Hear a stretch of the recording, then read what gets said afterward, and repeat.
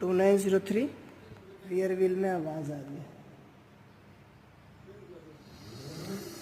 भाई अगर आपकी भी गाड़ी में जो 2903 मॉडल है, अगर उसमें भी अगर ऐसी आवाज़ आ रही है तो एक बार वर्कशॉप को ज़रूर दिखा दीजिएगा, क्योंकि इससे जो आपके व्हील या मोटर या गियर्स में कोई प्रॉब्लम हो सकती है या नॉइज़ आ रही है तो एक बार जो है चेक कर लीजिएगा। अगर ऐसी आवाज़ आ रही है तो वर्कशॉप को ज़रूर दिखा दीजिएगा, जिससे जो है जो भी वारंटी पार्ट होगा वो रिप्लेस होगा आपके पास। तो वीडियोज़ के लिए चैनल को सब्सक्राइब कर लेना, वीडियो पसंद आ रही है लाइक कर दीजिएगा।